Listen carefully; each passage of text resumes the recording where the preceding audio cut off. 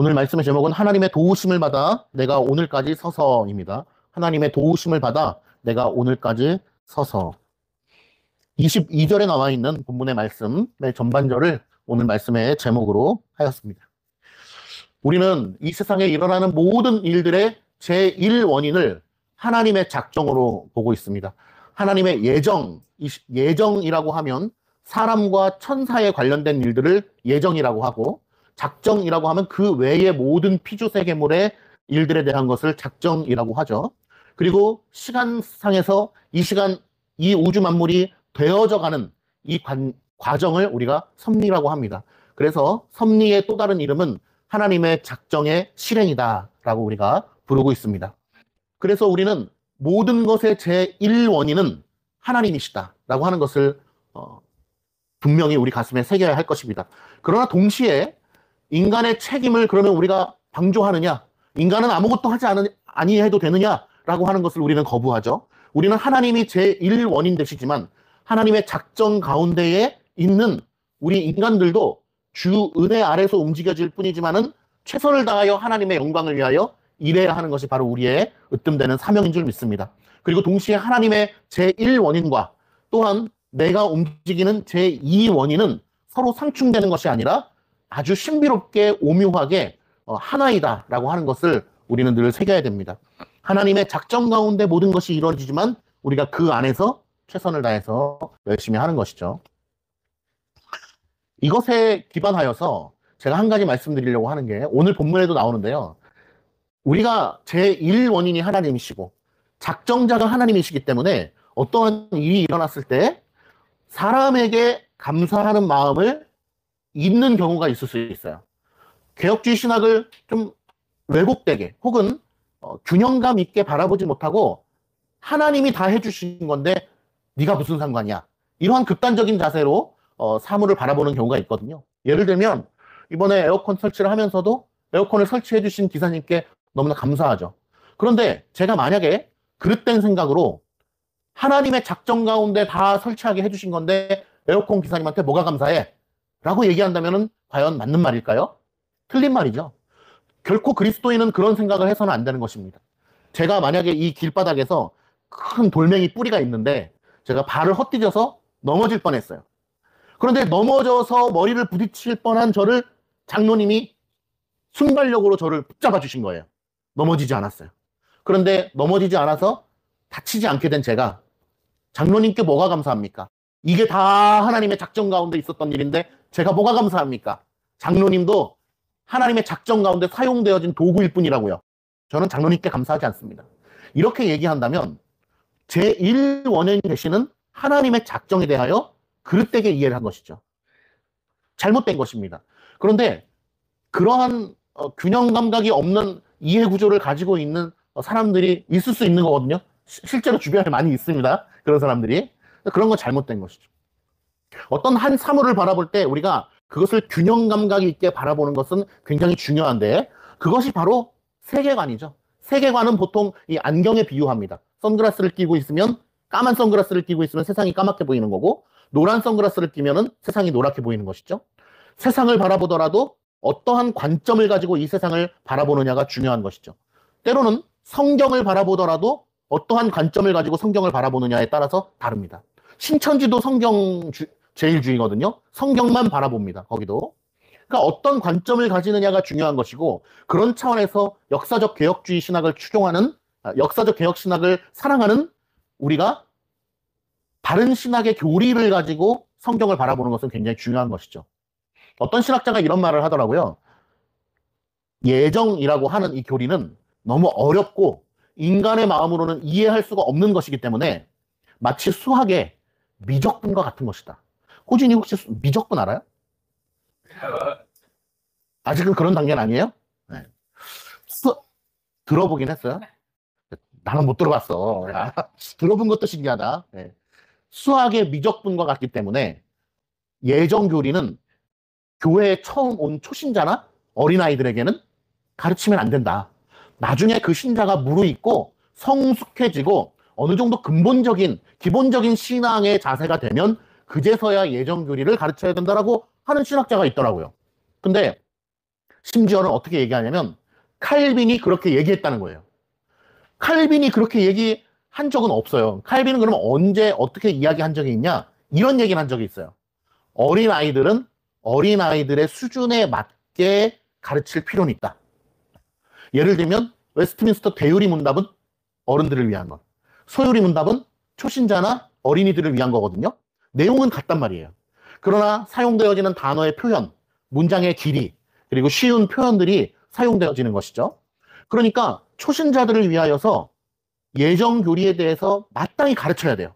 어떻게 보면 예정에 대해서 가장 먼저 가르치는 것이 맞겠죠. 그러나 좀 더 쉬운 표현으로 가르칠 필요는 있다. 칼빈이 그렇게 얘기했는데 어떤 신학자는 칼빈이 이렇게 얘기했다는 거예요. 어린이들에게는 예정을 가르치면 안 된다는 거예요. 이해할 수 없기 때문에. 그러니까 제가 말씀드리려고 하는 것은 한 가지 책을 보더라도 어떤 관점을 가지고 있느냐에 따라서 완전히 상반되게 해석을 한다는 것이죠. 그러니까 여러분, 다른 교리를 가지고 성경을 바라보는 게 굉장히 중요하다. 그리고 늘 기도해야 할 것은 우리 안에, 주 안에서 밸런스를, 균형 감각을 가질 수 있도록 주여 은혜를 베풀어 주옵소서. 이렇게 기도할 필요가 있어요. 한쪽으로 치우치게 되면은 어떻게 됩니까? 계속해서 이상한 방향으로 흘러가는 거예요. 요즘에는 알고리즘이라는 게 있잖아요. 유튜브를 봐도 내가 좋아하는 영상 위주로 계속 뜬단 말이에요. 뉴스를 봐도 내가 좋아하는 거 위주로 계속 떠요. 제가 올림픽에 대해서 유튜브를 보면 계속 올림픽에 대한 영상이 뜨는 거예요. 어떤 부동산에 대해서 보면 부동산이 계속 뜨는 거예요. 그게 알고리즘이죠. 근데 문제는 그것이 우리를 편향적으로 만들어 버리는 거예요. 계속해서 그쪽으로만 가게 만드는 거죠. 그래서 영상과 알고리즘이 위험한 것이고, 세상에 가장 무서운 사람이 책 한 권 읽은 사람이라고 얘기하잖아요. 좀 균형 감각 있게 볼 필요가 있는 거예요. 그래서 우리는 역사적 개혁주의를 사랑하는 사람으로서 그러한 관점을 가지고 바른 세계관을 가지고 성경을 좀 보면 좋겠다. 오늘 본문에 보시면요, 바울이 총독에 대하여 고마운 마음을 가지고 있음에도 불구하고 이 모든 것들이 다 하나님의 은혜다라고 표현하는 때가 있어요. 그런데 바울이 결코 사람에 대한 고마움의 마음을 완전히 배제시킨 채로 하나님께만 감사해 이렇게 표현하는 것이 아니거든요. 그 이야기를 제가 드리려고 하는 거예요. 그리스도인은 제1 원인이신 하나님께 대한 온전한 감사함을 가지고 있어야 하지만 나에게 도움을 준 주변인들에게 대한 감사도 잊어서는 안 된다. 오늘 본문을 한번 보도록 하겠습니다. 19절입니다. 아그리빠 왕이여, 그러므로 하늘에서 보이신 것을 내가 거스르지 아니하고. 오늘 계속해서 등장하는 인물이 세 사람이 있습니다. 첫 번째는 사도 바울이고요. 두 번째는 아그리빠 왕입니다. 아그리빠 왕은 이름이 되게 특이하죠. 아그리빠 왕. 오늘 같은 장면에 베스도 총독이 있고 아그리빠 왕이 있거든요. 근데 아그리빠 왕은 어느 정도 자기의 와이프 때문에도 그렇지만은 기독교적인, 그러니까 유대교적인 배경이 그에게 조금 배어 있는 사람이에요. 그러니까 아그리빠 왕은 조금 마음이 넓고 사도 바울을 이해해 줄 수 있는 사람이에요. 왜냐면 유대교적인 색깔이 그 몸 안에 조금 배어 있기 때문에 그렇습니다. 그래서 오늘 본문 마지막에 가면요, 32절에 한번 보시겠어요? 아그리빠가 베스도 총독에게 이르되 이 사람이 만일 가이사에게, 황제를 얘기하는 거예요. 로마 황제에게 상소하지 아니하였더라면은 석방될 수 있을 뻔했다. 왜? 죄가 없기 때문에. 그러니까 아그리빠 왕이 볼 때는 오늘 이 사도 바울은 사실 오늘 이 자리에서 석방되어야 될 사람이에요. 죄가 없기 때문에. 그런데 베스도 총독은 그렇지 않죠. 아주 강팍한 마음을 가지고 있고 자신의 영달을 위하여서 오늘 어떻게 해서든지 사도 바울을 이제 궁지로 몰아넣으려고 하는데, 그래서 아그리빠 왕과 베스도 총독 그리고 사도 바울 이 세 사람이 등장을 하면서 이런 삼각관계를 유지하고 있고, 그 사이에 하나님께서 오늘 어떻게 역사하시는지를 한번 보는 것입니다. 19절, 아그리빠 왕이여, 그러므로 하늘에서 보이신 것을 내가 거스르지 아니하고. 사도 바울이 무엇을 지금까지 이야기했습니까? 자기가 다메섹 도상에서 하나님을 어떻게 만났는가, 하나님께서 어떠한 말씀을 해주셨는가, 주변 사람들은 어떤 반응을 보였고 내가 어떻게 하나님 앞에 회심하게 되었는가에 대하여 오늘 다시 한번 이야기를 하고 있는 것이고, 하늘로부터 자기에게 보이신 일을 어쩔 수 없었다고요? 거스르지 아니하였다라고 합니다. 여러분, 하나님께서 우리에게 말씀을 통하여 또한 여러 가지 경험을 통하여 우리에게 요구하시는 바가 있는 줄 압니다. 그리고 우리의 인생에 사명이 있는 줄 압니다. 그러한 것들을 우리가 거스르지 않는 믿음을 가져야 돼요. 때로는 우리가 하나님의 뜻을 다 알 수 없기 때문에 그냥 인생을 열심히 살아가야 되는 경우가 많이 있지만, 때로는 하나님께서 분명하게 우리의 심정에 강한 확신을 통하여 우리에게 믿음의 사명감을 주시는 때가 있거든요. 그러한 것을 우리가 거부하지 말아야 됩니다. 각자의 삶 속에서 그런 것들을 잘 찾아볼 수 있기를 바랍니다. 너무도 분명한 것들은 자녀를 기르는 사명이 우리에게 주어진 것이고, 또 직장을 열심히 다니는 사명이 우리에게 주어진 것이고, 또 예수 그리스도를 믿되 하나님을 참되게 잘 믿어야 된다라고 하는 사명이 우리에게 주어진 거죠. 너무도 분명한 것들이 있죠. 그런 것들을 우리가 무시하지 않고 가벼이 여기지 않고 최선을 다하여 하나님의 영광을 위하여 전진해야 되는 것입니다. 오늘 사도 바울이 하나님께서 주신 사명에 대하여 아주 장황하게 잘 누가가 기록을 해놨는데요.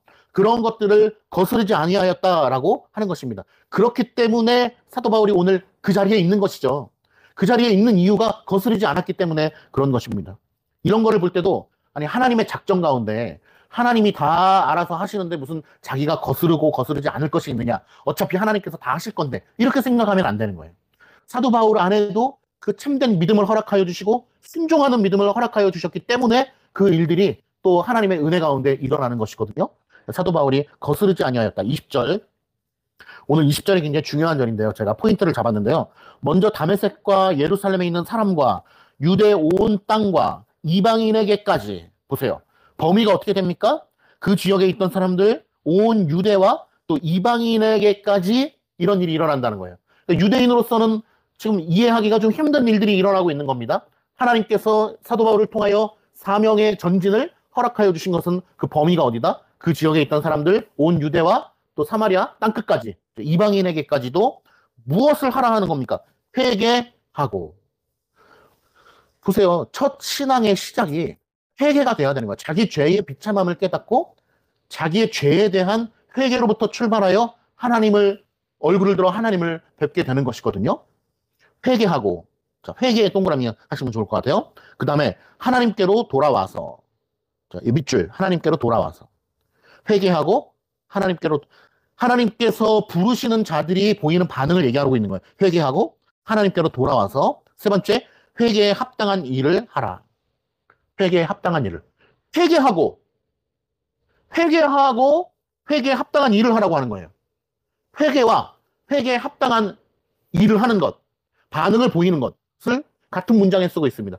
자, 제가 말씀드리려고 하는 것은 회개하는 것과 회개에 합당한 일을 하는 것, 이것은 따로 떨어질 수가 있을까요? 없다는 거죠. 이것은 하나예요. 회개하는 것과 회개에 합당한 일을 하는 것. 그것이 바로 그리스도인들에게 요구되어지는 하나님의 사명인 것입니다. 마태복음 3장 8절에 보면 세례 요한이 이러한 가르침을 줬습니다. 회개에 합당한 일을 보이라는 것입니다. 왜 그럴까요? 회개라고 하는 것은 내적인 일이거든요. 눈에 보이지 않는 거예요. 그런데 눈에 보이지 않는 것과 눈에 보이는 것이 따로따로 논다면 그것은 인정되어질 수 없는 것이죠. 열매를 보아 알리라 하신 하나님의 말씀을 우리는 깊이 새겨야 되는 것입니다. 그러므로 회개한 자는 회개에 합당한 열매를 맺는 것이고 회개에 합당한 일을 하는 것이다. 그리고 회개는 곧 뭐냐? 하나님께로 돌아오는 것이다 라고 하는 것을 사도 바울이 명확하게 이야기하고 있는 것입니다. 회개하는 것, 그것은 곧 하나님께로 돌아오는 것. 왜? 우리는 하나님께로 멀리, 죄라고 하는 것은 무엇입니까? 하나님으로부터 소외되어 있는 것이 죄죠. 우리가 어떤 일을 했기 때문에 죄다. 그것도 물론 있습니다. 도덕적인 죄도 있고 율법적인 죄도 있습니다. 그러나 가장 본질적으로 근본적으로 죄는 무엇입니까? 하나님을 떠나 있는 것이잖아요. 하나님의 바운들이 밖에 있는 거란 말이에요. 그러니까 우리가 하나님의 부르심을 받기 이전에는 어떤 카테고리 안에 있는 거예요? 죄의 카테고리 안에 있는 것이죠. 그러므로 회개라고 하는 것은 바로 하나님께로 돌아오는 것입니다. 하나님께로 돌아온다라고 하는 것은 추상적이잖아요. 우리 초신자들에게 있어서는 말씀으로 돌아오는 것이고 내 주인이 바뀌는 것이고 나에게 명령하시는 자가 바뀌는 것이고 내 삶의 주인이 바뀌는 거고 삶의 가치관이 바뀌는 거예요. 제가 예전에도 한번 설교 때 인용한 적이 있는데 키에로케고의 그 소설 중에 이런 내용이 있다고 했잖아요. 꽃집 여인이 있는데 왕이 그 꽃집 여인을 사랑하게 되었어요. 근데 왕인 걸 밝히면은 꽃집 여인 도망갈 것 같으니까 왕인 것을 숨기고 가서 막 꽃을 사고 당신 아름답습니다 해가지고 연결이 됐어요. 그런데 그 여인이 왕을 만나기 전에는 어떤 것이 기쁨이었습니까? 꽃이 잘 팔리면 기뻤고 안 팔리면은 좀 슬프고 진상 손님이 나오면 슬프고 막 꽃이 장사가 잘 되면은 좋았단 말이에요. 기뻤단 말이에요. 그런데 왕과 교제를 하게 되었어요. 처음에는 왕인지 몰랐어. 근데 나중에 가서 왕인 것을 알게 되었어요. 그 다음부터는 어떻게 됩니까? 기쁨의 주체가 바뀌는 것이죠. 꽃이 팔리건 안 팔리건 상관이 없어. 왜? 내 남편이 왕이니까. 꽃이 장사가 잘 되던 진상 손님이 오던 내 꽃집이 망하던 상관이 없어요. 왜? 왕이 내 남편이니까. 왕이 나를 사랑하니까. 기쁨의 주체가 바뀐 것이고 명령권자가 바뀐 것이고 삶의 주인이 바뀐 거고 주체가 바뀐 것이죠. 바로 그리스도인을 따른다라고 하는 것은, 하나님을 따른다고 하는 것은, 회개하고 하나님께 돌아온다고 하는 것은 무엇입니까? 삶의 주인이 바뀌는 것이고 나에게 명령하시는 분이 바뀌는 거예요. 그동안에는 나에게 명령하는 자가 누굽니까? 나죠. 나에게 명령하는 자는 나였어요. 그런데 바뀐 사람의 삶은 어떻습니까? 나에게 명령하시는 분은 하나님이에요. 그러니까 우리는 하나님의 말씀을 따라가는 거예요. 여전히 내 뜻대로 내 인생을 살아가곤 하지만 그 인생이 불편한 거죠. 우리는 여전히 부족하지만 하나님 뜻대로 살아가지 못하고 내 뜻대로 살아가잖아요. 그런데 거듭나신 우리 성도님들의 특징이 무엇입니까? 내 뜻대로 살아갈 때 마음이 불편하잖아요. 아, 이러면 안 되는데. 우리가 혈기를 부렸을 때 어때요? 마음이 불편하잖아요. 죄를 지었을 때 어때요? 마음이 불편하잖아요. 그게 바로 하나님께 붙들림 받은 자의 삶인 것이죠. 회개한 자의 삶인 것입니다. 하나님께로 돌아온 자의 삶인 것입니다. 그리고 회개에 합당한 일을 하기를 간절히 소망하는 것이죠. 그러나 우리는 그것이 내 능력으로 되지 않는다는 사실을 압니다. 누구의 능력으로? 하나님의 능력으로만 회개에 합당한 열매를 맺을 수 있음을 아는 것입니다. 그러므로 그리스도를 믿는 믿음과 그리스도께서 우리에게 주신 은혜와 회개에 합당한 열매를 맺는 것을 분리하려고 하는 시도는 굉장히 위험한 것입니다. 신학을 잘못 이해하신 어떤 사람들 중에는 이런 생각을 하는 사람들이 있어요. 우리에게 있어서 하나님께서 베풀어 주신 구원의 은혜를 끊임없이 의심해야 된다는 거예요. 하나님을 의심하는 건 아니고 나 자기 자신을 의심해야 된다는 거죠. 끊임없이 구원을 점검해야 되고 끊임없이 구원을 의심해야 되고, 그리고 목회자들도 교회 안에 들어온 성도님들을 보면서 끊임없이 이 사람은 구원받았는가? 구원받지 않았는가? 회심의 증거가 있는가? 거듭남의 증거가 있는가? 없는가를 끊임없이 살펴야 된다는 것입니다. 물론 어떤 차원에서는 그 말도 맞아요. 구원을 점검한다? 어떤 말의 차원에서 얘기하는 줄 알아요. 그러나 여기서도 관점이 중요한 것입니다. 여기서도 세계관이 중요한 것이고 교리가 중요한 것이고 밸런스가 중요한 거예요. 그쪽으로만 치우치다 보면 어떻습니까? 어떤 결과가 나오냐면 구원의 확신이라는 건 있을 수가 없는 거예요. 구원의 확신을 가질 수가 없어요. 왜? 끊임없이 의심해야 되니까. 끊임없이 나 자신을 살펴야 되니까. 내가 구원받은 자가 맞나? 라고 끊임없이 생각해야 돼요. 그러면 어떻게 구원의 확신을 가질 수가 있겠어요? 그러나 우리는 물론 우리의 구원을 어떤 차원에서는 점검해야 된다는 말이 맞지만 우리는 그 이전에 뭐부터 출발해야 되냐? 하나님의 예정부터 출발을 해야 돼요. 하나님의 예정부터 출발을 하는 자는 나 자신의 구원을 점검할 수 있죠. 내 생활의 태도를, 내 신앙생활을. 그러나 그것으로 인하여서 우리의 구원의 확신에 대한 불안감이 오지 않는다는 것이죠. 왜? 하나님의 예정부터 출발하니까. 늘 말씀드리지만 구원의 서정이 있죠. 라틴어로 하면은 오르도 살루티스 해서 구원의, 살루티스가 이제 구원이죠. 영어로 하면 salvation, 오르도 살루티스. 오르도는 이제 순서. 구원의 서정이라고 얘기를 하는데 어디서부터 출발해야 된다고요? 예정부터 출발해야 돼요. 이것을 자꾸 예정을 빼버리고 소명부터만 출발을 하면은 헷갈리기 시작하는 거예요. 물론 장로교 신학을 하시는 분들에게 예정부터 출발해야죠 라고 얘기하면 그걸 누가 거부하겠습니까? 거부하는 사람은 없어요. 근데 인간은 너무나 연약하기 때문에 늘 그거를 상기해줘야 되는 거예요. 이번에 대신교육선교회 어린이 수련회 때, 중고등부 수련회 때 제가 이제 우리 교회 유튜브에도 그 영상을 올릴 건데요. 꼭 우리 성도님들 보셨으면 좋겠어요. 정소영 변호사님과 노희성 소장님이 각각 오셔서 강의를 해줬는데 두 개 다 너무나 유익하지만 지금 말씀드리려고 하는 것은 예스 티칭 연구소 노희성 소장님이, 사모님이세요. 이분도. 노희성 소장님이 한 중고등학생들을 대상으로 한 강의가 있어요. 아담이냐 오스트랄로피테쿠스냐 라고 하는 주제로 했는데 너무 유익해요. 우리 어른들도 꼭 보시면 좋겠다. 그런 생각이 듭니다. 다시 본문으로 돌아가서 구원의 서정은 하나다 라고 하는 것을 잊으시면 안 돼요. 그걸 자꾸 나누려고 하면 안 돼요. 그리스도의 은혜 따로, 소명 따로, 칭의 따로. 이렇게 되면은 성도를 자꾸 갈라치게 할 수밖에 없는 것입니다. 통합적인 사고를 할 필요가 있다. 다시 한번 외워볼까요? 구원의 서정. 예정부터 출발하면 뭐냐면 첫 번째는 소명. 우리를 불러주시잖아요. 영어로 하면 콜링. 우리를 불러주십니다. 언제 뭐 복음 전도자를 통해서 불러주시기도 하고, 누군가는 어미 뱃속에서부터 불러주시기도 하고, 누군가는 또 어미 뱃속에서부터 믿었지만 중고등학생 정도가 돼서야 참된 신앙을 갖게 되는 경우도 있어요. 그 다음에 중생입니다. 중생. 거듭나는 것이죠. 다시 태어나는 것이죠. 그 다음에 회심. 돌아가는 겁니다. 회심. 여호와께로 돌아가는 것입니다. 말씀으로 내 삶이 바뀌는 것입니다. 칭의, 성화, 영화. 근데 벌써 이 순서가 의미가 없는 것이, 성화는 예수님 믿기 시작한 순간부터 죽을 때까지 우리에게 이루어지는 거거든요. 그래서 성화가 뒤에 있다는 것도 사실은 이게 안 맞는 거예요. 예. 영화는 뒤에 있는 게 맞습니다. 왜냐하면 그것은 예수님 만나는 날, 예수님 재림하시는 날, 천국에 가는 날 우리가 영화되기 때문에. 근데 성화라고 하는 것은 전 인생을 걸쳐서 우리에게 주어지는 것이기 때문에 어떤 한 순서로 볼 수 없는 것이죠. 회심도 마찬가지입니다. 물론 칭이라고 하는 것은 단번에 순간에 이루어지는 것이기 때문에 우리가 그렇게 이야기할 수 있지만 참 이거 어려운 문제예요. 22절,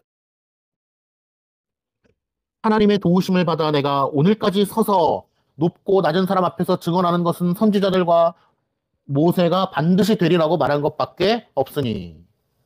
22절을 말씀드린 거예요. 하나님의 도우심을 받아서 내가 오늘까지 서서 이렇게 왔다라고 하는 것이, 그러면 사람들의 도움은 그럼 아무 필요가 없었냐? 그것이 아니다. 사도 바울도 그 사람들에 대한 도우심의 고마움을 이미 가지고 있지만, 그럼에도 불구하고 오직 영광을 돌려야 되는 대상은 누구다? 하나님이시다라고 하는 차원에서 오늘 이 말을 하고 있는 것입니다. 우리가 사람에 대한 땡큐의 마음을 충분히 가져야 됩니다. 그러나 그 모든 영광은 누구께만? 하나님께만 영광을 올려드려야 된다는 사실을 기억해야 되는 것이죠. 높고 낮은 사람 앞에서 증언한다라고 얘기합니다. 높고 낮은 사람. 이것은 계층이 높고 낮은 사람을 이야기하는 거예요. 모두에게 복음이 평등하게 전해진다는 것입니다. 그런데 유대인들은 어떻습니까? 자기들에게만. 특정 인류에게만. 그러나 그것이 아니다. 모두에게, 높고 낮은 사람 모두에게 증언해야 된다. 그런데 이 내용은 내가 즉석에서 만들어낸 것이 아니라 어디로부터 온 것이다? 너희 모두가 알고 있는 선지자들과 모세가 반드시 되리라고 말한 것밖에 없다는 거예요. 내가 얘기하는 거는. 새로운 게 아니다라는 거예요. 내가 지금 전하고 있는 복음은 구약의 모세에서부터 수많은 선지자들을 통하여 우리에게 내려온 걸 얘기하는 거예요. 역사적 신앙을 얘기하는 거죠.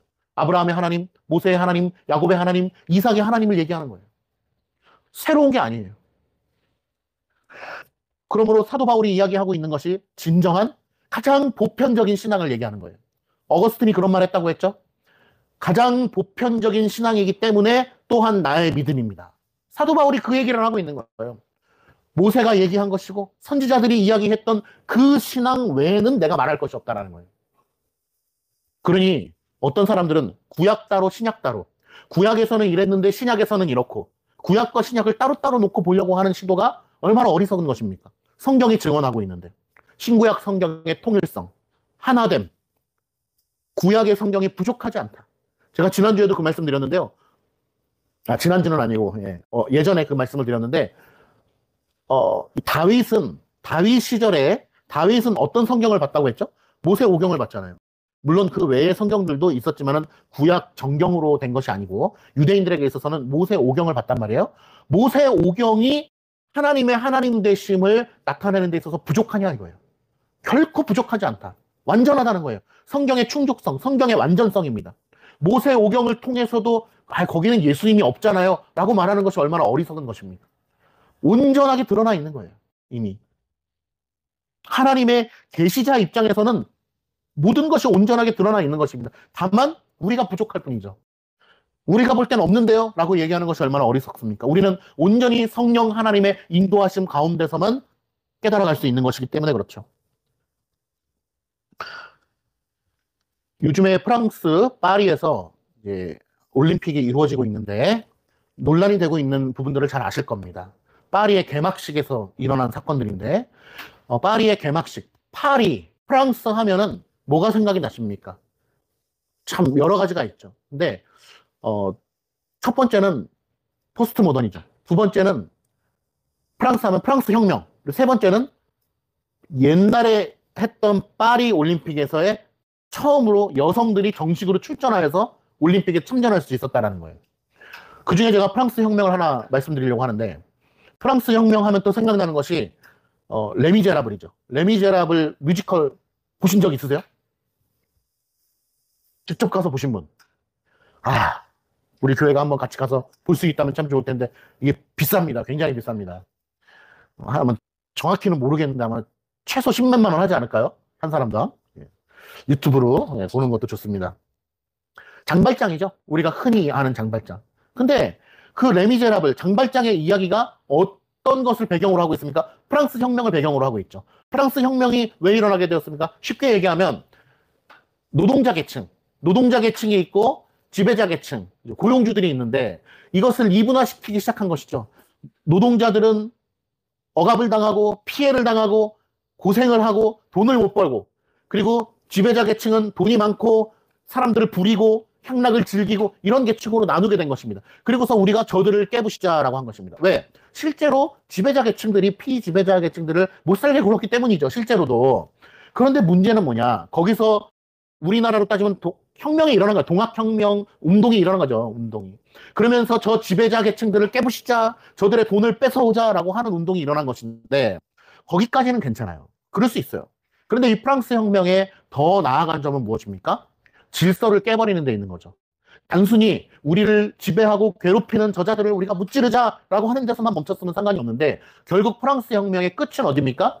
피지배자 계층이 지배자가 되면서 끝난 거예요. 못살게 굼을 당하던 사람들이 결국에는 못살게 구는 사람들이 된 것입니다. 그게 프랑스 혁명의 마무리예요. 그러면서 질서를 깨버린 거죠. 어떤 질서? 창조 질서. 맞고 그런 것이 없는 시대가 된 거예요. 프랑스 혁명 이후에 포스트 모더니즘이 오면서 생긴 주요한 말이 무엇입니까? 틀린 걸 틀리다고 하지 말라는 거예요. 아닌 걸 아니라고 말하지 말라는 것입니다. 이 세상에 아닌 건 없다. 틀린 건 없다는 거예요. 모든 것이 가하다라고 하는 것입니다.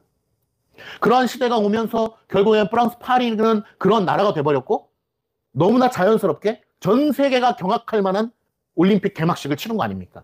하나님을 알고 모르고를 떠나서 전 세계가 보고 아주 경악을 한 거예요. 그리고 나서 사상 초유의 일로 개막식 영상이 삭제가 되었죠. IOC 홈페이지에서.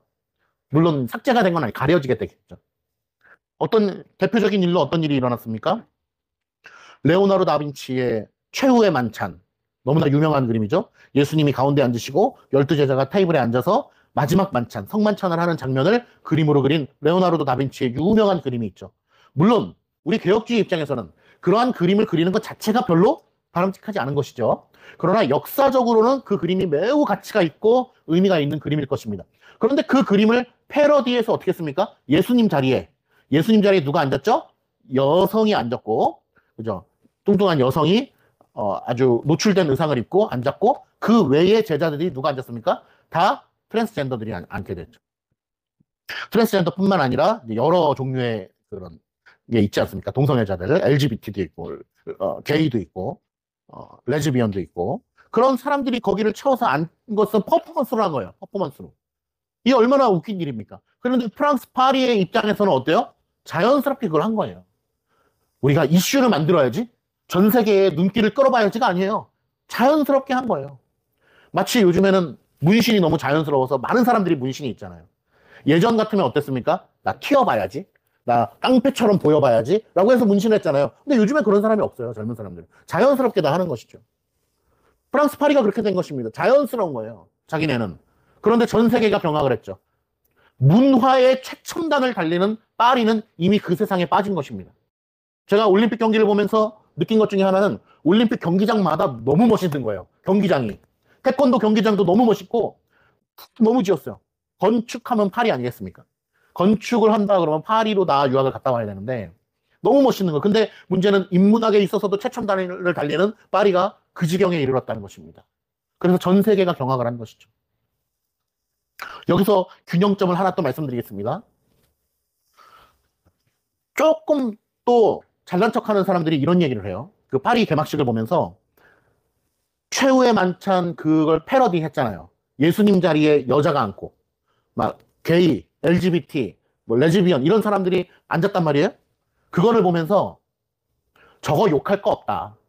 레오나르도 다빈치가 최후의 만찬을 그 성화로 그린 것 자체가 벌써 잘못된 건데 그거는 수순이다. 저거 욕할 거 없다라고 얘기하는 사람들이 있어요. 동일선상에서 비판하는 사람들의 특징이 뭐냐? 동성애 욕할 거 없다. 기독교 너희들 동성애 욕할 거 없어. 죄는 다 똑같은 거야. 너희들을 돌아봐. 이렇게 얘기하는 것이죠. 동성애가 죄라고 이야기할 필요 없어. 교회는. 왜? 너희들은 세습하잖아. 너희들은 교회들은 문제 있잖아. 쪼개지잖아. 교리도 제대로 가르치지 않잖아. 그러면서 우리 안에 있는 작은 문제를 그것과 동일시 여겨서 더 큰 죄로 만들어버리는, 이거 균형 잡히지 않은 시각이에요. 우리는 충분히 파리 올림픽의 개막식의 그러한 사건들을 강도 높게 비판을 해야 되고, 차별금지법과 동성애 문제 이런 거에 대해서 강도 높게 비판을 해야 되는 것입니다. 얼마 전에 말씀드렸지만 헌법재판소 대법원에서 얼마 전에 동성 커플의 건강보험 문제 이야기했죠. 그런 거에 대해서 우리가 강하게 비판을 해야 하는 것입니다. 예. 본문으로 다시 돌아옵니다. 22절에 내가 이야기하는 것은 무엇이다? 모세와 선지자들이 이야기한 것을 그대로 이야기하는 것이다. 23절 곧 그리스도가 고난을 받으실 것과, 무슨 내용이라고요? 고난을 받으실 것과 죽은 자 가운데서 먼저 다시 살아나서 이스라엘과 이방인들에게 빛을 전하리라 함이니이다. 예수 그리스도가 죽으셨다가 부활하셨지만 그 이전에도 죽었다가 부활하고 승천한 사람들도 있어요. 대표적으로 누구죠? 에녹. 또 누구죠? 엘리야 같은 사람들. 죽지 않고 하늘로 올라갔어요. 그 엘리야의 승천 장면을 성경 구절로 읽어보면 참 기가 막힙니다. 아주. 엘리사가 뒤따라가면서 그 장면을 보는데, 야, 그 장면을 정말 실제로 봤다면 정말 기절할 것 같아요, 저도. 정말 그 어떤 회오리 바람에 이끌려서 결국 하늘로 승천하는 그런 엘리야의 모습을 보면 기분이 어떨까 싶은데요. 예. 어떤 사람들은 아니 예수님보다 먼저 엘리야나 에녹 같은 사람이 죽지 않고 부활하여서 승천하지 않았습니까? 이렇게 얘기하는데 그렇지 않습니다. 시간적으로 보면은 그런 것이 맞지만은 엘리야가 죽지 않고 하늘로 승천할 수 있었던 것의 근거는 무엇입니까? 예수 그리스도예요. 예수 그리스도는 창조주이시죠. 온 세상을 창조하신 분이에요. 구약시대에 안 계셨던 분이 아닙니다. 그래서 삼위일체 하나님이 중요해요. 요즘에 어린이 수련회나 외부에 가면은 요즘에는 또 예수님을 굉장히 강조해요. 예수님을 믿으십시오. 우리가 예수의 이름으로 살아야 됩니다. 근데 이게 참 너무 안타까워요. 삼위일체 하나님에 대한 이해가 없으니까 또 예수님만 강조해요. 어느 또 파에 가면은 성령님만 강조를 해요. 지금은 성령 시대입니다. 성령 사역을 해야 됩니다. 성령의 능력이 중요합니다. 어린이 사역에 가면 성령님은 잘 얘기 안 합니다. 예수님과 함께, 예수님을 닮아가요. 예수님의 능력으로, 이런 것밖에 얘기를 안 해요. 삼위일체 하나님에 대한 그런 이해가 없는 것이죠. 그런 차원에서 이번 어린이 수련회 때 지극히 크신 상급되신 삼위일체 하나님에 대한 강의를 한 저 자신은 정말 하나님의 은혜 가운데 대단했다. 그런 얘기를 드리고 싶습니다. 자, 그 다음 24절에 보니까요. 바울이 이같이 변명하매 베스도가 크게 소리내어 이르되 바울아 네가 미쳤도다. 야, 너 미친 소리 하는구나. 이렇게 얘기하는 거죠. 네 많은 학문이 너를 미치게 한다. 우리 공부 잘하는 호진아, 넌 내가 부르기만 하면 엄마를 쳐다보네. 내가 부르는 순간 엄마를 쳐다보네. 사도 바울이 내가 모르긴 몰라도 호진이보다 공부를 더 잘했던 사람이야. 진짜 천재야, 천재. 모든 학문을 다 섭렵한 사람이야. 그런데 하나님을 아는 참된 지식에 기반되지 않으면 오늘 되게 무서운 얘기가 나와요. 베스도가 뭐라고 저주하냐면은 네 많은 학문이 너를 미치게 한다, 이렇게 얘기해요. 하나님을 아는 참된 지식이 우리 안에 기반되지 아니하면 오히려 이 세상에서 모든 학문을 뛰어나게 잘하는 그 공부가 호진이를 더 힘들게 할 수도 있어. 엄마 보지 말고. 그러니까 호진이도 하나님을 아는 참된 지식, 하나님이 누구신가에 대해서 아는 거에 더 기본을 잘 쌓아야 돼요. 알겠죠? 채훈이도 마찬가지. 채훈이도 하나님을 아는 참된 지식에 이르는 참 신앙으로 나아가는 것이 너무 중요한 거예요. 그렇지 않으면 이 세상의 모든 것이 의미가 없어지는 거예요. 사도 바울이 뭐라고 고백했냐면 하나님을 아는 것 외에, 하나님을 아는 지식 외에는 다 배설물로 여기기로 하였노라. 라고 얘기해요. 똥으로 여기기로 했다는 거예요. 똥.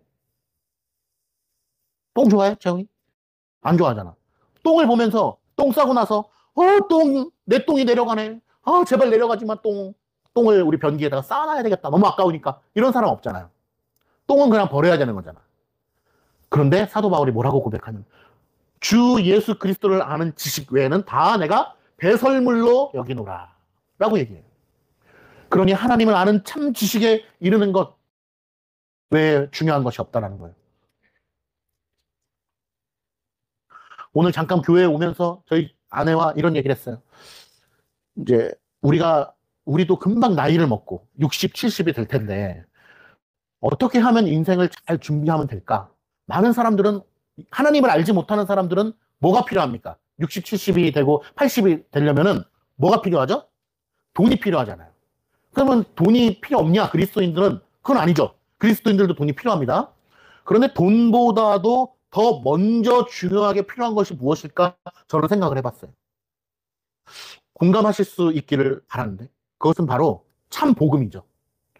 아무리 나이가 많아서 돈이 많아도 제 생각에는 참 복음 안에 거하는 믿음이 없다면 저는 불행할 거라고 믿어요. 성경이 그렇게 증언하고 있어요. 칼빈도 그리스도를 믿는 믿음이 없는 것만큼 비참한 것이 이 세상에 어디 있으냐라고 얘기합니다. 그래서 가장 먼저 하나님을 아는 참된 지식에 이르는 경건이 있는 사람이 됩시다 라고 제가 우리 아내에게 이야기했어요. 제 소망은 하나님을 아는 참된 지식에 이르는 이 경건 가운데 우리 아내와 우리 자식들이 함께 거할 수 있다면 정말 그 외에는 정말 바랄 것이 없다. 이런 생각이 들 정도로 그것이 가장 중요하다. 이런 생각이 듭니다. 그 외에도 이제 중요한 것들이 있겠죠.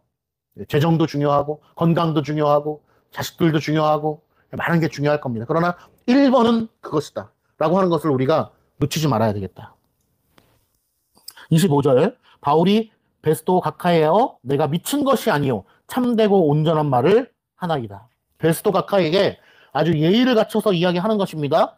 그리고 베스도를 존중함과 동시에 하나님에 대한 영광을 고수하는 것이다. 내가 하는 말은 미친 것이 아니다. 참되고 온전한 말을 하고 있는 것이다. 26절 왕께서는 이 일을 아시기로 여기서 얘기하는 왕이 누구냐면 아그리빠 왕을 얘기하는 거예요. 그러니까 총독이 베스도 총독이 너 지금 미친 소리 하는구나 라고 얘기하니까 바로 아그리빠 왕에게 왕이시여 왕은 내가 지금 하는 말들을 다 아시죠? 라고 이야기하고 있는 거예요. 왕께 담대히 말하노니 이 일에 하나라도 아시지 못함이 없는 줄 믿나이다. 왜냐? 아그리빠 왕은 유대교의 배경이 있기 때문에 구약 성경에 대한 지식이 어느 정도는 있었기 때문에 이렇게 이야기를 하는 겁니다.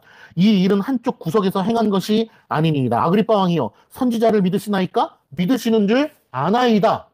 그러니까 보세요. 사도 바울이 믿으시는 줄 아나이다 라고 얘기한 거는 아그리빠 왕은 유대교적 배경이 있을 뿐만 아니라 그것에 대한 지식과 믿음도 어느 정도 가지고 있는 사람이라는 것을 알 수 있는 것이죠. 그리고서 28절에 아그리빠 왕이 이렇게 대답합니다. 바울에게 이르되 네가 적은 말로 나를 권하여 그리스도인이 되게 하려 하는도다 라고 얘기해요.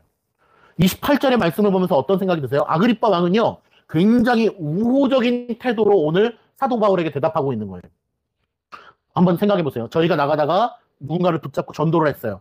복음을 전했어요. 근데 그 사람이 지금 당신 이렇게 적은 말로라고 하는 것은 짧은 말로, 그러니까 많지 않은 말로, 그리고 짧은 시간에 얼마 되지 않은 시간에 나를 그리스도인이 되게 하려 하는도다. 우리가 전도했는데 어떤 사람이 지금 시간이 얼마 되지 10분 만에 당신이 나에게 이렇게 이야기를 했는데 당신 나에게 예수 믿는 사람이 되게 하기 위해서 이렇게 노력하는군요. 라고 대답하면은 그거는 우리에게 우호적인 거예요. 그것은 지금 우리를 대적하는 게 아니라는 거죠. 그래서 아그리빠 왕은 결과론적으로도 그렇지만 사도 바울에게 굉장히 우호적인 태도로 사도 바울의 복음 전도의 행위를 지금 인정해주고 있는 것입니다. 그러나 동시에 아그리빠 왕이 그럼 예수를 믿었냐? 그거는 아니죠. 그렇기 때문에 인간의 본성이 얼마나 완고한가에 대해서 알 수 있는 것이죠. 바울이 이르되 29절 말이 적으나 많으나 당신뿐만 아니라 오늘 내 말을 듣는 모든 사람도 다 이렇게 결박된 것 외에는 나와 같이 되기를 하나님께 원하나이다 하니라. 자기가 이렇게 손이 결박되었잖아요. 사도 바울이 수갑에 채워져 있는 것인데 결박된 것에 대하여 사도 바울은 부끄럽게 여기지 아니한다. 그리고 오히려 하나님 앞에서 마땅히 그렇게 되어야 된다라고 믿는 것입니다. 왜냐? 복음이 전파되기 위해서는 사도 바울은 탄탄대로를 걸어야 된다라고 생각하지 않았기 때문에 그렇습니다. 복음이 전해지기 위해서는 자기가 고난을 겪어야 되고, 복음이 전해지기 위해서는 순교가 필요하고, 복음이 전해지기 위해서는 이 고난이, 감옥이, 착고가, 이 어떤 핍박이 필요하다라는 사실을 오늘 사도 바울이 알기 때문에 자기가 결박된 것을 부끄럽게 여기지 아니함과 동시에 뭐라고 얘기합니까? 많은 사람들이 나와 같이 되기를 원한다. 왜? 하나님의 말씀 아래 귀속된 자기와 같은 사람이 되기를 원하고 있다라고 왕에게 이야기를 하고 있는 것입니다. 30절. 왕과 총독과 번이게와 그 함께 앉은 많은 사람들이 왕, 총독, 번이게 다 유력한 사람들이죠.